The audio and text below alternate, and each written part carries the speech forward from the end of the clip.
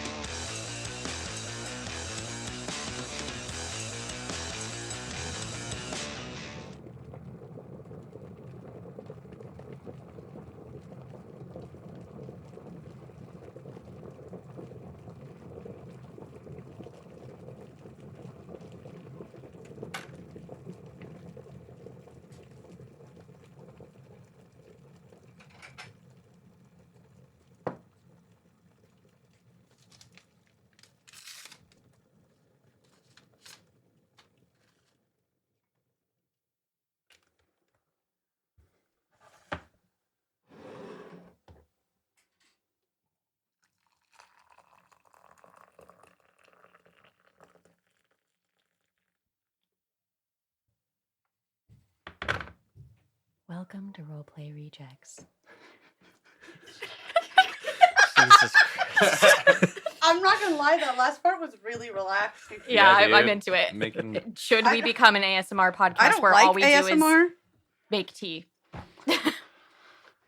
But maybe not the pot boiling part. That was really... I was very impatient. I did not like that. It took so long. It took takes like- 4 minutes, but it felt like the longest 4 minutes of my life. Yeah. I was like, we will never have hot water. It's just gonna be airplane forever. Yeah. Oh, we forgot honey. Oh yeah. It's okay, we have honey upstairs. The There's so honey much honey upstairs. upstairs. Yeah, I was- We have honey at home. Hello. Hi. So the... Can you pass me some peppermint? Sorry. Yeah. Today I'm in a whisper words that people said mood, I guess. Sometimes it be blah, blah, blah, blah, blah. Sometimes it be like that is what I tried to say. Could I also have peppermint?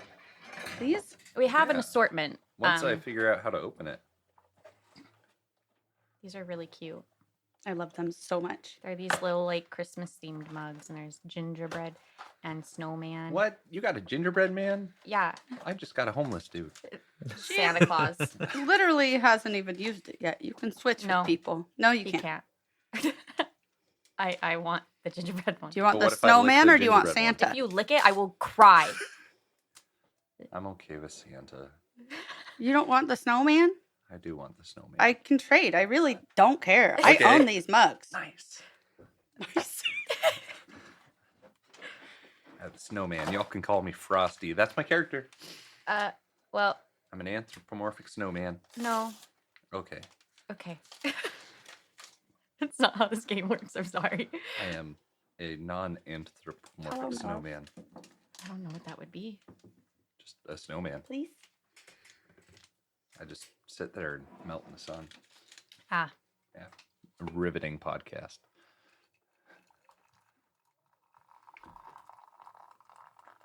is this better than opening up the energy drink cans? I think it might be. I think I it think is. I ruined it by saying he was peeing. No, Oh. I have a very visceral reaction to the energy drink cans. I think it's because of my addiction. Yeah. It makes me happy, the sound of can.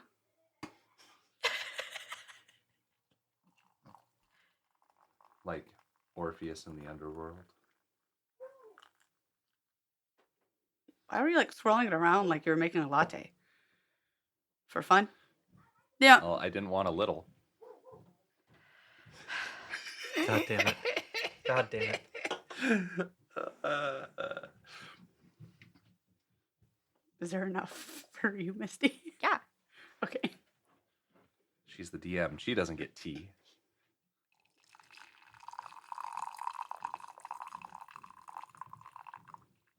I feel like that was the best pour.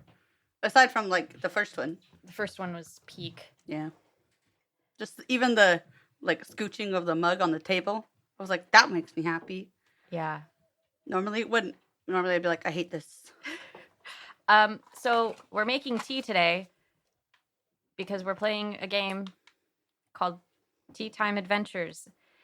And if you haven't heard of it, it's really freaking cute. It's adorable. It is a game by Snowbright Studio. And they actually make a bunch of different types of games. They make a couple of TTRPGs, but they also do some digital games and a few board games now, I believe. And Teatime Adventures is just this super cute, cozy mystery game. They have a bunch of lore that is really cool, in my opinion, where they have like a different holiday for every month. And it's something that I obviously, like, we haven't played this yet, but I imagine it would be like really helpful for the role-playing aspect, being able to have like, you know, all these holidays, all these traditions that are like ingrained into the society that you're living in. That's one thing I really like about Pathfinders. They have a ton of holidays, Yeah. and like it's all linked back to their deities. So I'm excited to see how cool this is. Yeah, and like since we are not playing this as like a big, huge, long campaign, we're not going to be able to experience all of them. But since we are doing this for our cozy Christmas episode, because I think we're going to kind of continue doing this every year until we decide it's not fun anymore. Mm-hmm. But so far, it's been pretty fun. So since we're doing it for this year, we are going to be focusing on the December holiday, and I'll get into that eventually. But I think first, do we have any questions before we start character creation that I can answer? Because it's been a minute since I GM'd. What kind of mystery is this? Is it like Knives Out murder, or is it more of a like, Who stole our pie? or like, where's the map? What? Dora the Explorer. Oh, I okay. don't know. I have not watched enough Dora the That's not. Explorer. Yeah, that's not really. Okay, it's fine. I'm the map. Okay. I'm the map. It's so the one that we're going to be doing is like a whodunit type thing, but there's no murder. That's something Who that's murdered? important. Oh, Um, who done what? we'll get into We'll it. figure it out. Okay. All right. Rosie? The important one of the main important things about the Verdant Isles, which is the setting of this game, is it is very much frowned upon to be like fighting. Violence is like not very common, and when it does happen, it's like not great.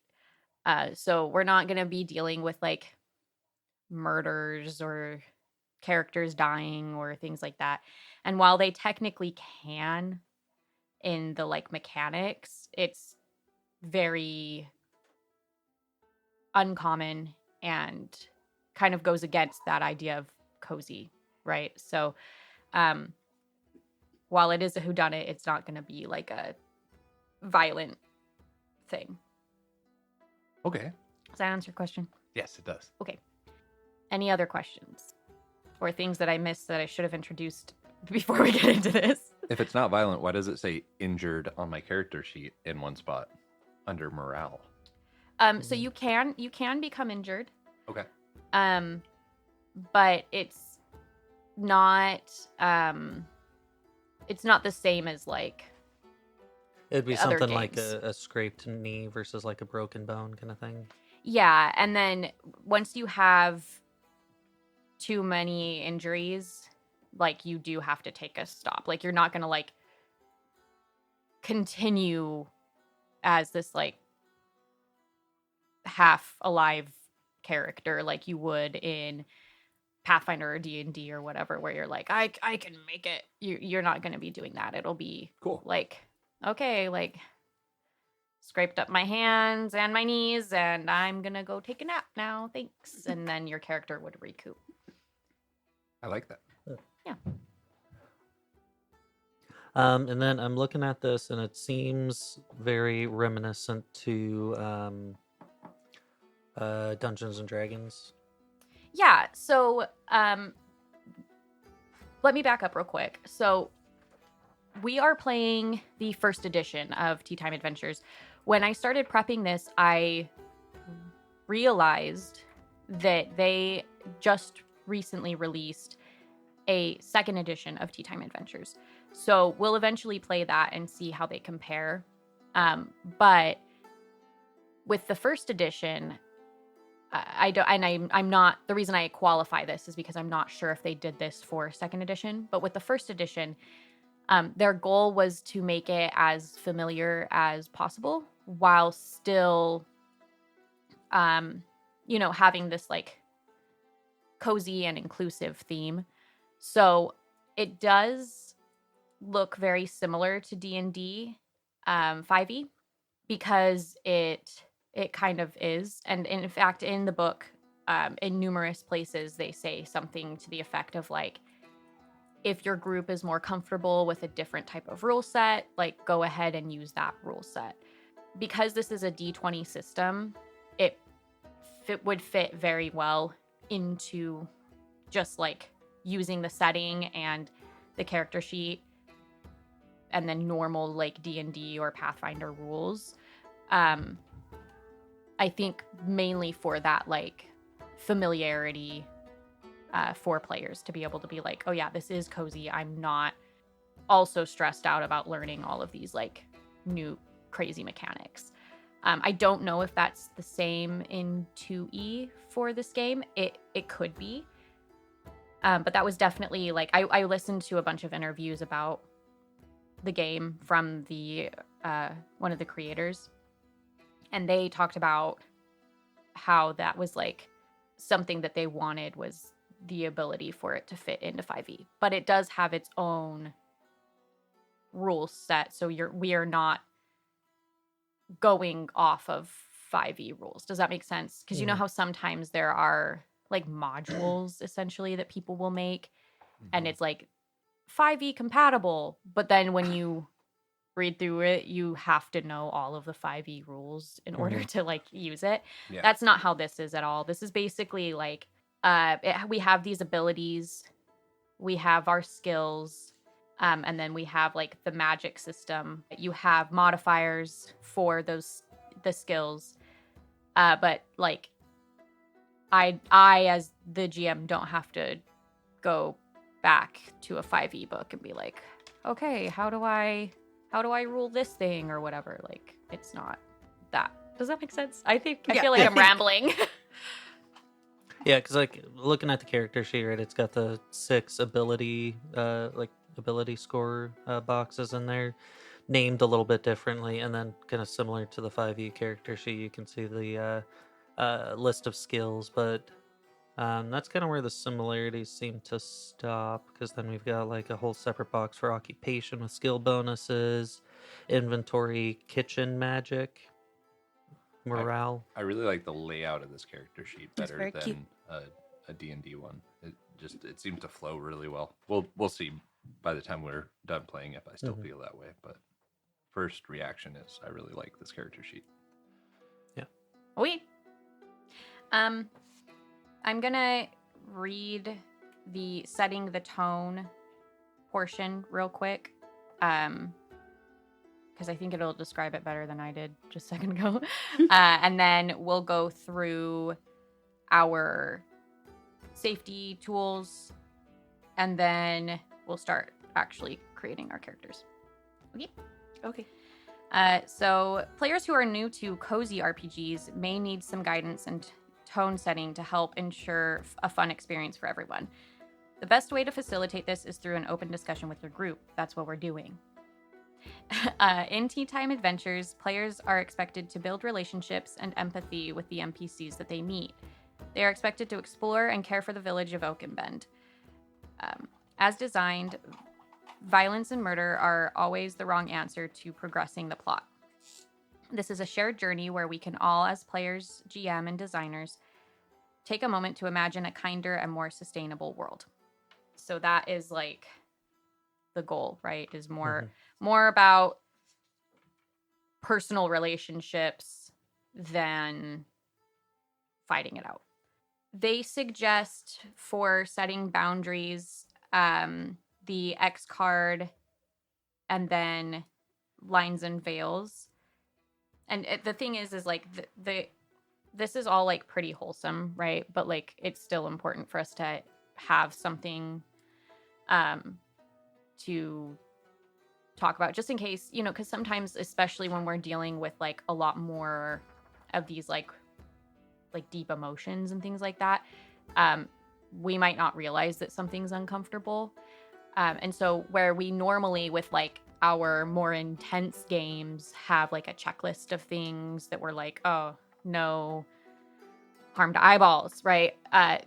We won't necessarily need that for this game, but I do want to set up a system where everybody feels comfortable about being like, hey, I don't really want to discuss that further. This is like a little intense for me. It's starting to feel like therapy. Are we good with like an X card, or do we prefer maybe like stoplight system? I don't think we've really used lines and veils much before. We can definitely try to do that. I feel like lines and veils are just kind of another way of saying the stoplight system. Yeah. But yeah, I'm fine with just an X card. Yeah, works for me. You good with that? Yeah. Okay, cool. That's what we'll do then. And then just please, if anything does get too intense, utilize that X card. And if it's something that you reflect on later before our next session, please let me know and we can try and rectify that and make sure that we pivot the conversations to a different thing. Okay, character creation. I have a question. Uh-huh. Is this like a sort of GM-less game? No. Okay, I wasn't sure because I saw that you had a character sheet. Yeah, I just have one because I'm less familiar with it, so I wanted okay. to make sure that I could see it while you guys were doing stuff. Okay. Yeah. Okay. So the first thing that we're going to go through, and we're going to do this the way the book outlines it. So the first thing we're going to do is the ability scores. We have 6 different ability scores, and I'll go through what they are. But before I do, you guys will have 16, 14, 12, 12, 10, and 10 to put into those. So as I'm reading through them, think about the character that you'd like to create with those. So the first one is Bustle. This ability represents a character's ability to bustle through tasks such as picking up several turnips at a time, opening stuck pickle jars, and helping a neighbor pick up a surly sheep. So that's your strength equivalent-ish, I would say, if you're trying to go based off of like a normal D&D-esque game. Your next ability is Fidget. This ability represents a character's ability to be in many places at once, such as those who are somehow able to stir a pot and fix a drawer and hold a conversation, and organize the spice cabinet all at the same time. This is like... Yeah, that one's kind of a Like weird one a- because like dexterity doesn't sound like it fits No. Yeah, it's kind of agility, Yeah. but also multitasking. Yeah, it's I like that. it's like a physical and a mental stat together, which I think is kind of cool. Vigor is a character's ability to avoid becoming winded when climbing stairs, mightily fending off indigestion after sausage and cabbage night, and winning breath-holding contests. So this one's more of your stamina constitution stat. Okay. Wits.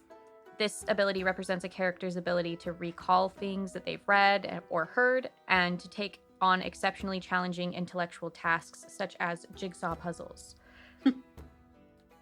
It's cute. And when I tell you I'm obsessed with this game, I really hope it plays well, because reading through it, I was like, this is the only game I want to play for the rest of my life.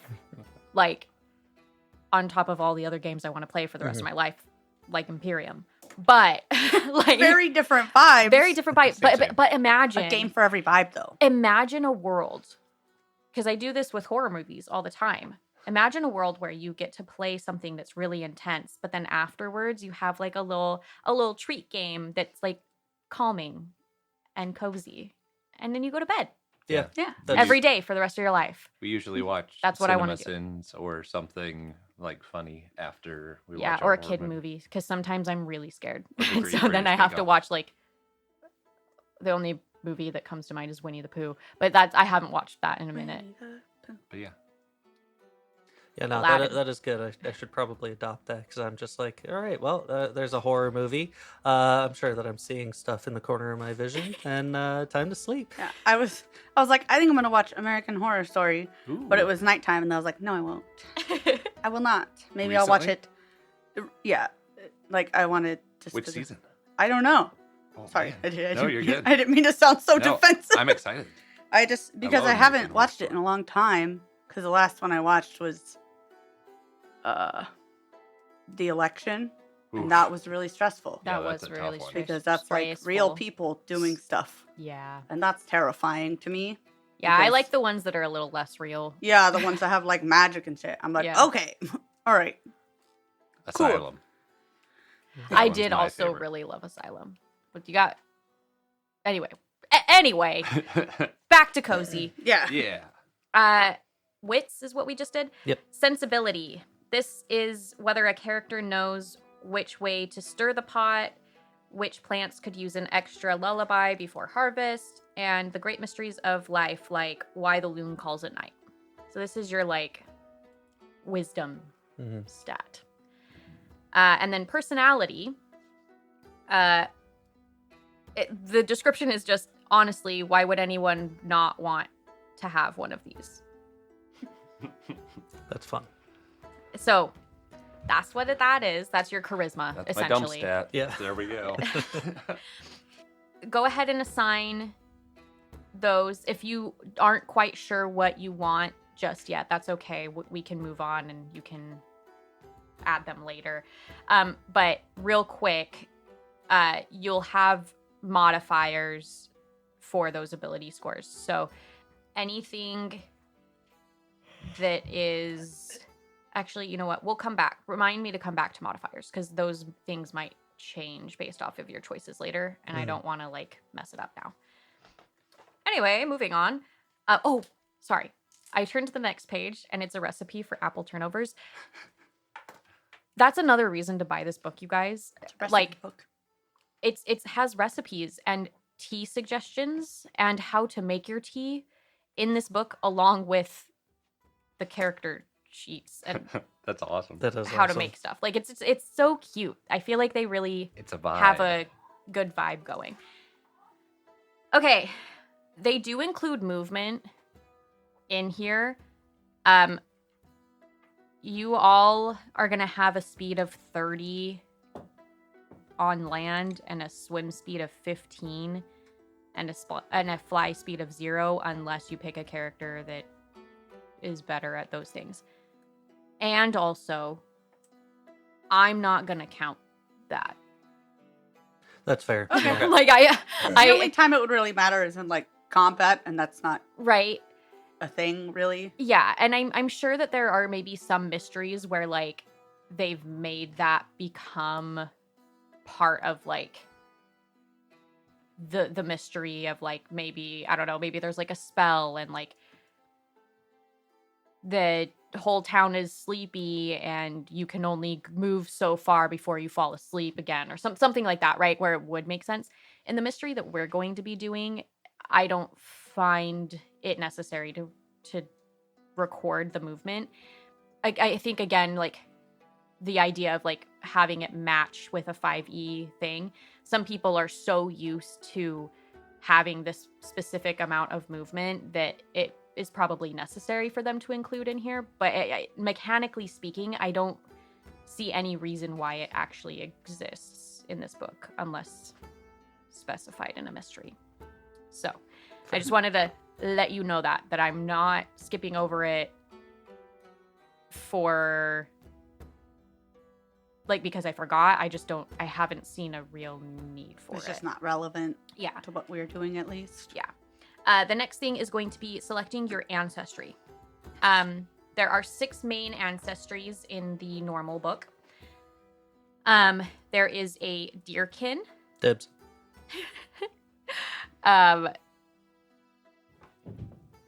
Deerkin are deer people. I don't. It's what it sounds like. You got antlers. You got deer. Yeah. Yeah. You have Probably really small vegetarian. boobs. I'm gonna read the descriptions Okay, yeah. because I think it lends to really like what this game is going after, this inclusivity and this diversity. It's one of the things that I really love about like the NPCs is like each NPC is given an ancestry, a magic type, a gender, a sexuality, like everything, so that like as the GM I have like a full-fledged character to like give. But it's also making sure that like there's inclusivity in the characters in this group. So deerkin are slender in limb and quick on their feet. Characters with deerkin ancestry are often covered in a soft brown, white, or auburn fur. Deerkin of all genders frequently have antlers, and most are vegetarian. Deerkin are typically 5 to 8 feet tall. Ancestry bonus, deerkin have a move speed of 40 feet per round. Oh. Now, is that 8 feet with or without the antlers? I don't think you would count the antlers. No? Yeah, toes to skull or hooves to skull, I guess. Okay. Yeah. Because the That's antlers huge. come off, you know? Yeah, that's a good point. That is a good point. Yeah, I was thinking because like a hat. the image shows a deerkin like in an antler-looking chair almost. Whoa, I didn't even think about the Oh. fact that you could use it. Yeah. So I have just imagined just like each. These When are does my it fall off? grandfather's anyways? Like antlers. It's kind of winter adorable, time or actually. something? Huh? When do deer antlers fall I off? have no idea. I know nothing. My dad was traumatized while hunting, and so I never went hunting. Oh, okay. I've Deer, never been either. you know, Late winter. I was going to say Late winter, winter. but then I Okay. was like, that's based on nothing. But I feel like anytime I've seen them missing antlers, it's been in snow. Do Yeah. they always So, lose January, them, like, every March. year? I think so. Yeah. That's so cool. And then you can be like, free antler. Yeah. Imagine decorating shit with your antlers. with your own antlers. Yeah. It could be like a cute, Oh no! springtime activity. You think so? You dry them out. We don't like make crafts out of our own hair, though. Some people do. I was going to say, I've seen some Reddit. weird people. You've seen Reddit? Where have you seen Reddit? You showed this to me. Anyway, back to Cozy. Yeah, hair crafts. Yeah. Finfolk. Characters with Finfolk ancestry come in any number of colors and shades from dazzling gold to stony gray.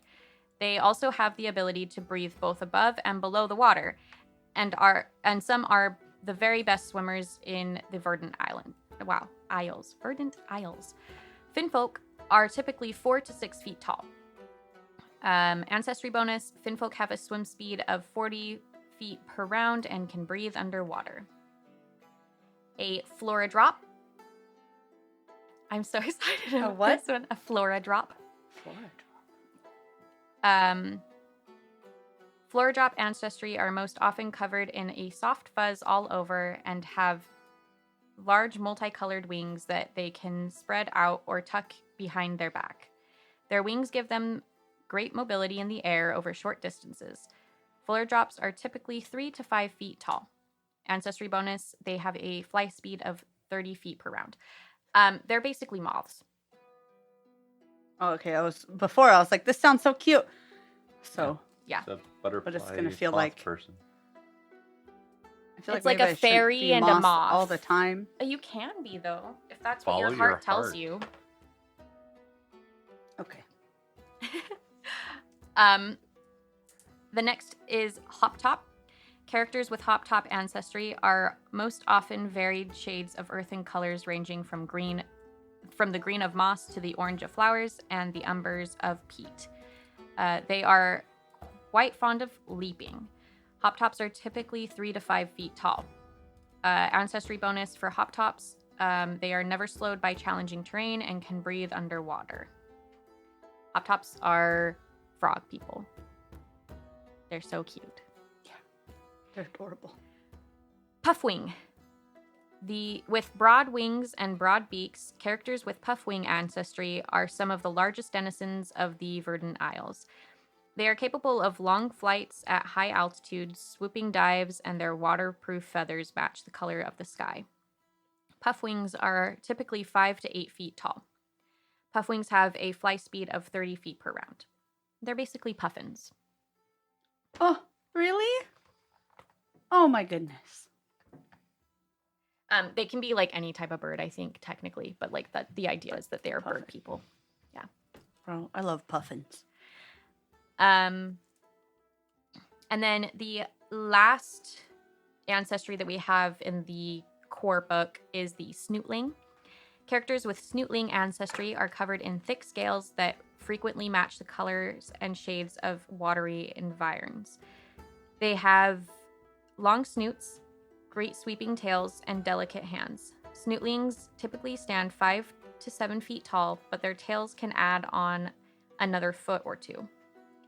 Snootlings have a swim speed of 40 feet per round and can breathe underwater. And snootlings are little alligator people. They're so cute. They're so cute. So do you guys know what you want to be after that, or do you want to go through the descriptions a little bit more? I'm debating between hop top and snootling. Okay. I'm going deerkin and I'm putting everything into bustle. I'll be strong, it open every jar. Called Flora Drop? Mm-hmm. Flora Drop. Floradrop. For description, I put moth, LOL. We can take a second for you guys to decide. Snootling, I've decided. Okay. Have you decided? So are we going to see you Yeah, I'm later gonna or pick in a Flora. while? In a while. Flora Drop. See, we're gonna see him later. Crocodile. Yeah, I got it. I'm a crocodile. Oh, you are? Yeah. You're not an alligator? No. Okay. I What's the forgot- difference? I forgot the difference. I used to know. I did too. Oh, I man. feel like crocodiles go. They have teeth. They all have teeth. They all but have the teeth. teeth are visible. And they have like long, flat snouts. Snoots. I don't know. Nobody correct us. If we get Um, anything wrong, no. We didn't. Yeah, alligators have wider U-shaped snouts, and then crocodiles have narrower V-shaped snouts. I was wrong. Yeah. So this looks more like a V shape in the character art. So I'm gonna say it's a crocodile. Okay. Follow your heart. Now I have to draw it. Okay. Are we ready for selecting occupation? Yes. Okay, so occupations, they don't have like a list of them how normally a game would. This is more of like a collaborative effort for us as a table. We can just kind of talk about what you guys want your occupation to be. To give you guys an idea, the pre-gen characters that they have are, one's a mason, one's an event planner, one's a gardener, and one's a mail carrier. I've also been playing a lot of the Shire Hobbit game that came out. Is it good? It's so cozy. It's really It good. came It's out? so fun. Yeah. Yeah, dude. What game? What's it called? The Tales of the Shire. Tales of the Shire. Tales of the And it's just it's so fun. It's like mindless and cute and everything that this game is essentially. And some of the occupations in that are like one of the characters is in charge of the flour mill, and one is like a woodworker. One is a farmer, things like that. So any type of occupation that you'd like for those. There is like academia in this world as well if you want to go that route. But we can just kind of talk about what you guys want to do. In the back of your mind, while you're looking at, or while you're thinking about like occupations, depending on your occupations that you choose, you'll be able to get skill bonuses. So you'll either choose 3 skill bonuses and a D8 morale die, or you'll choose 1 skill bonus and a D10 morale die. So just kind of keep that in mind as we discuss what you guys would like to be. We can go off mic for a little bit and think about it before we talk about it on mic. I want them to be. I don't know why I said it like that. I know. You know what you want to be? Yeah. Okay, I am gonna get ready to talk. You go first. Oh, okay. I want to be a retired farmer, and I now have a small garden, so I'm more of a gardener now. But I'm an old crocodile. Okay, cool. Yeah. I want to be a carpenter so I can be Deerzus. This is a holiday episode. So you can what? I can be Deerzus. Here's this. Okay. All right. But genuinely, I'm going to do carpentry because I think that's cool. I like to think that my job was to frolic through the fields and pollinate, because I'm fuzzy and I'm primed for that. Yeah. That's cute. So, as a pollinator, do you want to just call it that, or do you want to call it like a gardener? Or you could be like a florist, or I could be a florist, and then I offer services, just like pollinating, I guess. Okay. Yeah, Cool. but I have a flower shop. I love it. Yeah. Flora Drops Flower Shop. Florist shop. I like it. Cool. All right. And then how do we can have 3 skill bonuses and a D8 or 1 and a D10? Yep. Okay. How do we mark that? Like, what is a skill bonus?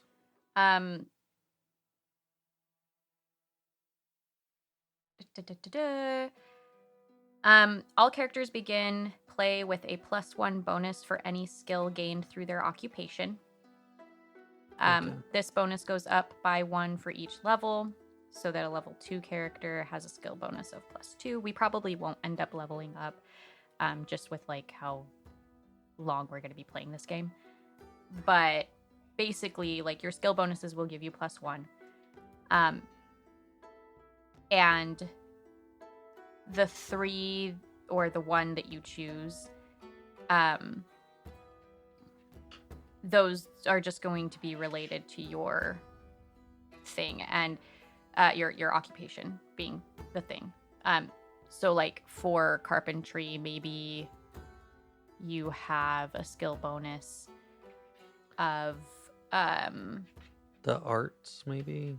like Labor? maybe the arts, maybe Minding details. minding details, or like local lore because you know about the different trees or whatever. There is a skill description page that I can have you guys all look at, that will give you a better idea of kind of what each skill does. I can also like read them out, but we'll end up using them in gameplay as well, and we can describe them then. But yeah, I'll pass this around real quick. If they're all on one page, could you just like take a picture of it and? Oh yeah, that's gigabrained. They're all on one page except for wallflowering, which is aligned with fidget and sensibility, and it's blending in or disappearing within your surroundings. So let me take a picture of this and then. Okay, doke. So, do we want to go around and talk about which skills you chose and why you felt like they related to your occupation? Sure. Cool. I went with 3 skills for this. I went with focusing, labor, and minding details. I was playing around with the idea of the arts, but I feel like for carpentry, it's a little bit more about like, measuring twice kind of a thing than it is about like some kind of like it is expression, but it's not the same as like a painting where like messing Okay. it up is part of the charm. So it's not like artsy carpentry. It's more like, I'm going to build a build this house. house good for you. I'm gonna build this house good for you. Oh, you want this specific kind of I don't know, like finish on or like molding around the edges? Sure. Let me measure it out. And Okay. that kind of thing. Cool. I like that. I'm doing gardening. My guy is a retired farmer. He has downsized to a little garden in his front yard. And he sits on the porch and gossips about people and watch them go back and forth. His skill bonuses are gardening, local lore, and noticing. Nice. Nice. I considered snooping, but I think he's retired. He doesn't actually like snoop around places. It's more just noticing what's going on. I am a florist, and I pollinate on the side for the locals if necessary. So for my skill bonuses, I chose gardening for obvious reasons, flora friendship, and daydreaming, because sometimes when I just frolic through the fields of wildflowers, I'm just like, whoopee. I didn't even see that daydreaming is a whole skill. Yeah. Yeah. It's kind of like being resourceful because you can think of alternatives. Oh, interesting. Yeah. Also, I like the not getting lost as Yeah. its Yeah. own separate skill. It is. It truly is, though. I Also- also would In like real to life. point out borrowing. We don't steal anything in this game. We are simply borrowing. We'll give it back You'll eventually. probably give it back. It's different. Like the Louvre. I don't think they're planning on giving that back. You don't know that. Wallflowering is another one. It's a clever way to put like sneaking. Yeah. Yeah. I do really like the it. cute interpretations of nefarious acts. Yeah. It's all very like positive. The only one that's like pretty much basically like no is charlatanism. So basically Yeah. hustling people. Making Yeah. webs. But And it sounds says fancy, so it's It less says it's mean frowned sounding. upon. That wasn't lost on me. That was good. Yeah. I missed it. What'd you say? Oh, it's the skill of making webs. Okay. Charlotte. Yep. Yeah, I can't say the word, but it says Charlotte in it. Okay, so the next thing we're going to go over is our morale points. Your morale points represent a character's motivation to continue on in their explorations and journeys. All characters start with a certain number of morale points equal to the maximum number of their morale die, plus their vigor modifier. So I think all of you got the D8, is that correct? Yep. Okay, so 8 plus whatever your vigor modifier is.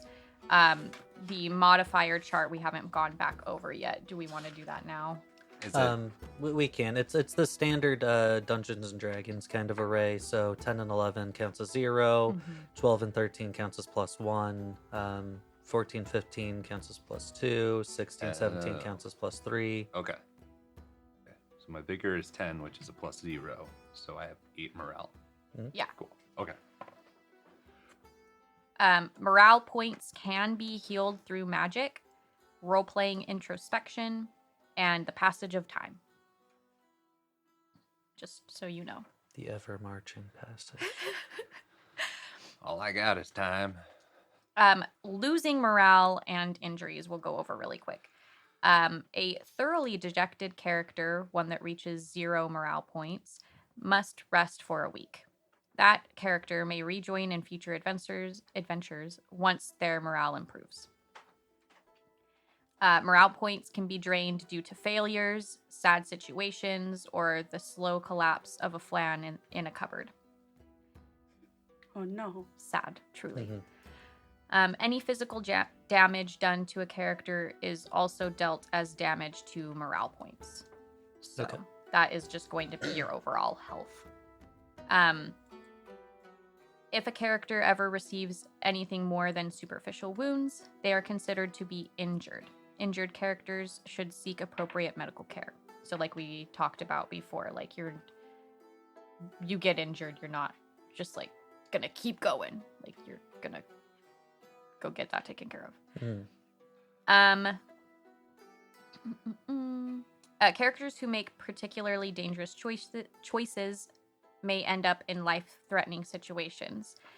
The GM may wish to ask a player to make a sensibility check before doing something particularly deadly. By and large, players do not typically die in Teatime Adventures, nor do they kill others, like we talked about. If the GM wishes to introduce character death into the game, they should discuss this with the party in advance. As an optional rule, injured characters who have 0 morale points and who are injured a second time before getting healed may die. That's something that they talk about. We're not dealing with anything that serious. So. Okay. Combat is avoided. It is recommended that the GM help players find alternatives to traditional combat whenever possible. Now on to magic. The magic of the Verdant Isles is derived from the roots of the first tree that long ago spread across the lands. Amber from the tree's roots generates 5 distinct types of magic. These 5 magics are referred to as the Astra. Most people in the Verdant Isles are aligned to a particular Astra. A character's Astra alignment is a decision. It is a reflection of who they are and also an embrace of a particular path toward magic. All people in the Verdant Isles are capable of declaring an Astra alignment and wielding magic though not all choose to do so. So everybody can have magic if they want, but you will end up aligning to a specific type. For people who want to use a certain magic system, they say in the book that like you can. So if we wanted, we could do like a Pathfinder system. Mm-hmm. We're not going to. Players who wish to use magic should select their Astra alignment during character creation. The character gains specific starting spells based on their alignment. And there's no like drawback to selecting a certain alignment. You can only align to one Astra. And it mentions that changes in alignment typically only happen in like life-altering circumstances. So if we were going to be doing this as like a long campaign, it would still be like pretty rare for you to like switch from one to a different one, but it can happen. We've got Flame, Flourish, Ripple, Storm, and Twilight. Those are the different Astras. I can go into those a little bit more, but I think I'm going to have you guys pick them first, and then we'll talk about the ones you pick. Okay. And move from there.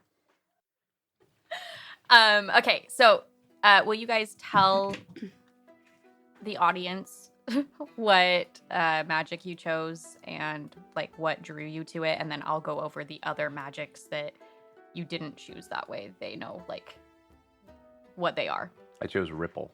Ripple. Yeah. It's about water and seeing the like what's going on underneath. So it's it helps in my gardening. It really helped when it was more irrigation, but it helps with my gardening now. I like understand what's happening beneath the soil and like the amount of moisture down there. And it also helps me with my gossiping. So I understand what's happening behind the scenes, what people aren't saying. Nice. Yeah. I'm not gonna lie, I didn't read super into the description. I was like, Flourish, that's me. Flourish Astra are hardworking and generous. They are able to see what is needed to make things or ideas blossom. They are naturally creative and encouraging and often become farmers, teachers, and artists. Okay, yeah, that works. The magic of Flourish springs with growth and potential. There we go. Thank you. You're welcome. I read it and I was like, this sounds like me. And then I just forgot all of it. That's okay. Sounds like my character. I went with flame because I had the thought of wouldn't it be cool if just between my antlers there's like a little moat of fire, and that's cool. But It is upon cool. Pretty hot, upon reading probably. it, upon reading it though, it said that like it's for craftsmen, Mhm. and you definitely knew this before. I didn't just look it up just to justify my choice. There is a Japanese flame-treated wood called Shusugi-ban, and it okay. like turns the wood more blackened but doesn't reduce the structural integrity. Bro, And I Cool. think They the do such cool Japanese shit with have wood. They just have such cool crafting techniques. like look at The the joints. black wood on Have you yours. ever looked at joints? Yeah, we learned about raku firing the other day. Yeah, With like pottery, dude. Whoa. Yeah. and kintsugi Yeah. and like everything they do is so cool. I wish I was a Japanese craftsman. The end. You're gonna start listening to J-pop. No. I don't think that's how you make that happen. Why? I feel Have you tried it? You'd have to go into the... Yeah. I have. Not just become a Japanese craftsman. But it didn't happen naturally, so I don't think that's how it works. It's because your heart wasn't in the right spot. Nothing happens naturally. Anyway, the last two types of magic are Storm and Twilight. Storm is strength and momentum. That's usually taken on by people who are adventurous, independent, and lively. They stretch to seek new ideas and experiences and are often travelers, explorers, or inventors. And then Twilight is usually taken on by characters who are insightful and intuitive. They are loyal and deeply connected to tradition, but also curious about the unknown. Usually this is like storytellers, poets, historians, that type of mysticism type stuff. So we have two different types of magic. You have innate magic, which is also called kitchen magic. And then you have harmony magic. Kitchen magic is basically like, think of it as like a cantrip. So like you have an unlimited amount of the ability to do these things. As you complete quests and things like that, you might get new kitchen magic as like a reward. And there's like a whole spell list in the back that aligns to your different magic. So I'll make sure that you guys have that and you can write it down in your notes before we actually start playing. The innate spells that you guys get for your different astras. So Ripple, you get Create Puddle and Smooth Over. Okay. Flourish, you get Duplicate Food and Soil Check. And then Flame, you get Embolden and Patch Up. And I don't know if I said this specifically, but because it's kind of like a cantrip, if in case people aren't sure what that is, that means that you can do it an unlimited number of times a day. It isn't like a big deal. You just kind of do it. The other type of magic is harmony magic. Anything beyond kitchen magic falls into this category. Harmony magic interweaves Astra energies from multiple casters to create powerful effects. Harmonizing can be challenging because it requires quick thinking and collaboration. As with every team, the more you practice working together, the easier it will become. First level characters begin play knowing one harmony spell. When casting a harmony spell, at least one of the participating casters must know the spell. That caster will become the leader for the casting. And then you'll go into the 4 steps of harmonizing. We'll go into that in depth when it comes up in gameplay because it is like a very different mechanic than anything I've seen before in a game. But it is kind of, I don't know, it's kind of cool. It's like a tactile puzzle solving game that's like on a timer almost. It's kind of like a mini game that happens. So I'm excited to try it. There are 24 harmony component patterns that can be used to create the different spells. And you guys can like mix and match those. Each component represents one piece of a spell. So like it really is dependent on everybody working together. If you don't work together, the spell won't happen. That's it, because until we do it, it's not gonna make any sense. So I'm not even gonna try to describe it here. That's it. That's all. I'll give you guys the list of the harmony spells that you can access and the list of other spells. Make sure that you name your character and give them pronouns. Pronouns are important in this game. The game, as I've mentioned before, is all about inclusivity and diversity. So they really took into account different neurodivergencies being represented, as well as different genders and sexual orientations and different types of living. Like you'll see in the art just like so many different types of characters. So just make sure that you incorporate that into yours. And there is a cute little place to draw a picture of your character if you'd like. But that's about it. There is a space for inventory. Feel free to add stuff to that if you'd like. If there's something that you feel like your character would keep on them at all times. You guys are going to be going on a trip to a place that you haven't been in the story that we go on. So like maybe you do have more of a like robust pack created, but similar to some of the games we've played, it's not like you're not buying these things. There's not like a carry weight, but if you have it in your inventory and it comes up and you're like, oh, I have rope in my backpack, then, we can like move along with that type of role play. So that's it. That's all. Sweet. That was very long, but I'm really excited. Me too. I think that was It looks super cute. pretty quick. My character is going to be Lou, because I just looked up the white deer scientific names, and leucistic deer is when a deer has a condition where the animal is unable to deposit pigment correctly but still produces it. Whoa, that's cool. Huh.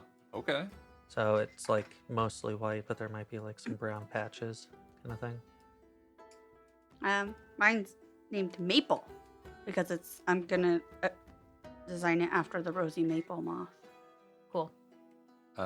My guy is named Thornton Burgess, which is the name of the author of Peter Cottontail and Peter Rabbit. Nice. Okay. And I think I'm going to go they, them, because I haven't had a character with they, them pronouns before. Okay. Yeah. Cool. Oh, I'm she, her. Thornton's doing he, him. He is an ace. Cool. Though he is asexual. Nice. Yep. Asexual, aromantic, or just asexual? Asexual, aromantic. Okay. Yeah. Cool. Ace Arrow. That's one of the fun. Like just saying Ace Arrow is fun, and I know that's not. It's just it's a cool nickname for it. Yeah. Yeah, I agree. Okay, cool. It's gonna be rather cold and snowy for the setting that we're going to. I think I goofed it earlier, but we're going to the Ember Mountains, not Amber Haven. That is over in the Isle of Alpengreen. You're going to be traveling to Snowtop Village. I just wanted to give you that background so that if that helps with your inventory, you can pack more. I like to think that in the winter I get fluffier, That's so cute. so I look like I'm just wearing a fur coat, but it's just my wings. That's so cute. I love that description. You look so fancy.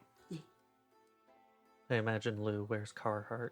Just Oh, for all the time. sure. wait, yeah. For sure. Yeah. You got some Romeos? Oh, absolutely. Oh my gosh. My guy wears a puffy black jacket Nice. because those are warm. Yeah. Yeah. Hey, Well, given that you're mhm. cold-blooded, like you have to layer up. Yeah. And Can get you some like heat warm, like hand warmers. That, Maybe like, it's like a heated jacket, ooh, yeah. yeah. because like it just basically a heated blanket, but a jacket, I like it. and it can be rechargeable by your walking. Okay. It doesn't have to be like Solar that. power. But in Yeah. the winter, I don't know if sun happens in winter. Yeah. You can get a pretty bad sunburn out Yeah. like sledding or whatever. Because the snow is like, hello, here's more sun. Yep. The one thing that I want you guys to think about for next time is just like how you guys know each other. You can all be from the same town. Neighbors? You could be neighbors. You can be part of each other's supply chain. Like, I don't really care, but I don't want it to be like a we met in a tavern type. Maybe we thing. bartered services. Like he helped you build like a flower box. Yeah. I helped you like with your garden, with the pollinating, Yeah. and he also built me something. I don't know what Yeah, mobs okay. have. Houses, A roost? probably. I don't know. A roost? That's a chicken. Or a crow thing. A nest. You gave me the twigs. Wait, no, I was Ooh, thinking sawdust. birds again. Yeah. Where the fuck do mobs live? They don't. Where do mobs They live? fly endlessly until their ultimate demise. Yeah. They don't have mouths.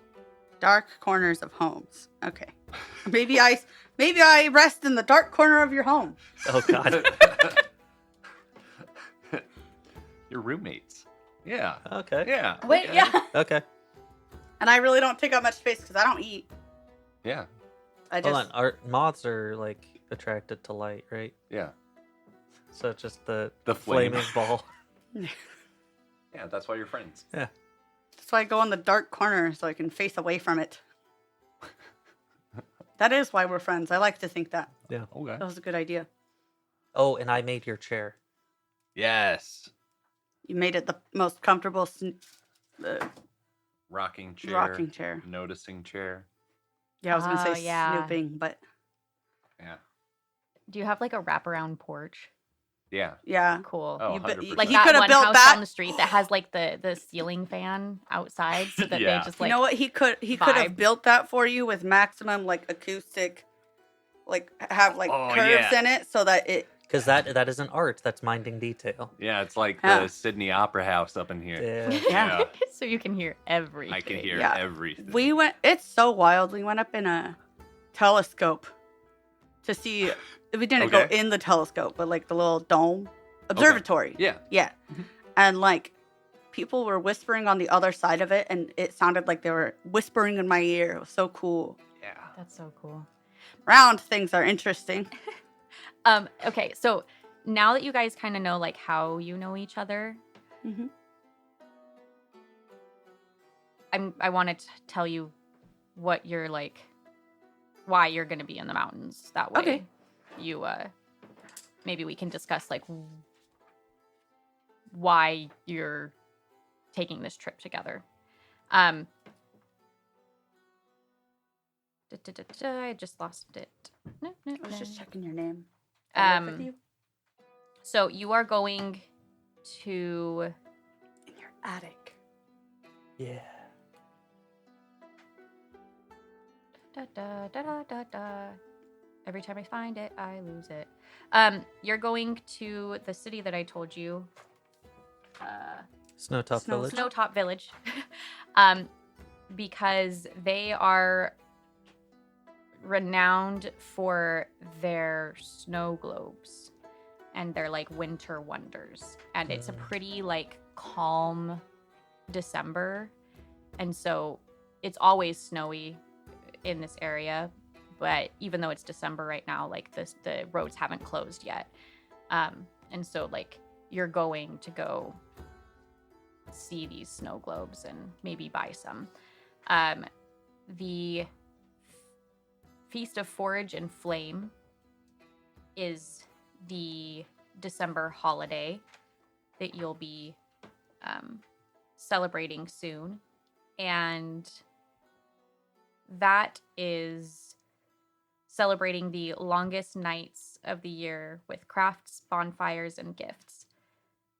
The spirit of the flame Astra that runs through this holiday dictates that any gifts given must be handmade and designed specifically for the intended recipient. Traditional gifts include crafts, candles, tools, and dragon's fire plants. Food is commonly cooked over an open flame, even where the weather is the coldest. The feast ends on the longest night of the year with a great masked ball. The masks worn are typically handmade and represent one's hopes for the new year. Those skilled with divination magic may make particularly strong predictions on this night as the fires of creation mingle with the twilight of the evening. That's badass. Ooh. Yeah. So you guys have been in this celebration mode for the Feast of Forge and Flame. And it's right before the very longest night, the culmination. You've probably got like 2 or 3 days left of the long feast before like the end day. So you've decided to go up to Snowtop. Like I said, you guys can talk about like why specifically, but they are known for their snow globes. I mean, I'm down to go just for snow globes. Like, I imagine that they're snow globes that you don't have to shake. They're just continually snowing. Continually snowing in there. Okay. Ooh. That's a really cool visual. I think I also want to bring some dragonfire plants with me because I know there's going to be like a market for it up there. Yeah. Because it's so snowy up there, but also it's time for this festival. So I'm going to bring like, I don't know, how many dragonfire plants can a crocodile carry? 5? Sure. 5 it is. That was much better than the Red Bulls. Sorry, I was trying. You said that, and I was just going like, how much wood could a woodchuck chop? Yeah. I can duplicate their food. Nice. I mean, it's a feast. Honestly, that's a fucking incredible power. Imagine being like, wow, this food is delicious. Let's have more. You guys want seconds? Bam. Bam. You guys want to bring home leftovers? Bam. Yeah. That makes that sound every time. Yeah. It's kind of really loud and terrifying, Yeah. but it's normal around the holidays. So It's like all you hear outside. The sound of Instead of like gunshots. sleigh bells and like twinkling lights, it's just like bam, bam. Sound like a war zone. and you're like, oh man, sounds like it's gonna be like good eats this year. Okay, All right. I'm super excited. Hey, me too. Thank you. No, For running this. Thank you guys for being willing to play it because I'm so excited. I'm excited about what I'm gonna do for my homemade masks, and what for my homemade mask, singular. And I'm gonna make you guys gifts, Okay. but I have to think about what I'm gonna make. I think for my homemade mask, it's going to be like a very generic party mask, but with binoculars. Because you just Built want to in. see everything Some- next year. Yeah. It's like those newspapers in like Yeah. dumb spy movies where they like Got They the cut a hole. hole Yeah. in it. You just paper mache with newspaper. Ooh. Guys, I might make this mask. Like, Wear it next in week. real life. Yeah. Well, okay. Not yet. It's not that night yet. Oh, okay. I'll Okay. just wear my other mask then. Which is just binoculars. Okay, cool. I'm super excited. We should probably go now, though, because Yeah. there's not much more to say. Yeah. Yeah. Okay, bye. Yeah. Deuces. Later. Bye, guys.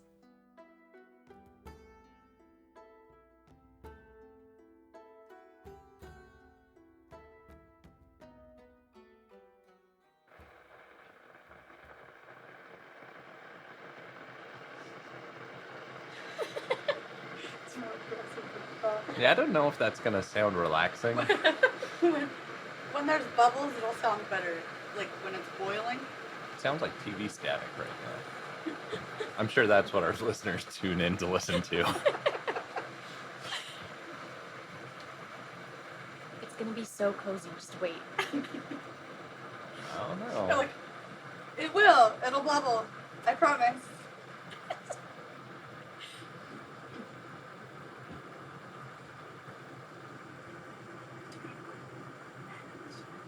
Oh, it's a plane taking off.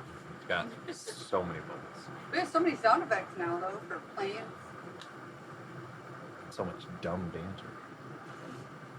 I guess we can't really use the sound effects if we're talking in the background. Nah, I think we keep it. Yeah, editor will figure it out. So well. I've never just listened to it. It sounds kind of like Misty's white noise machine as we like fall asleep. I'm not sleepy. You guys are sleeping. Welcome to Airplane ASMR. We've reached 10,000 feet. Go to sleep. Leave people around you alone. What does ASMR stand for? ASMR. Wrong answers only. All I could think was ass, stupid, mom, return. Those are like the first 4 words. I think Freud has something to say about that. Oh, man. I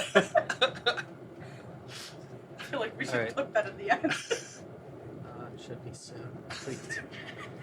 It's like a watch pot. Yeah, everyone watch this pod. Okay. Oh, shh, shh, shh. Everyone shut up.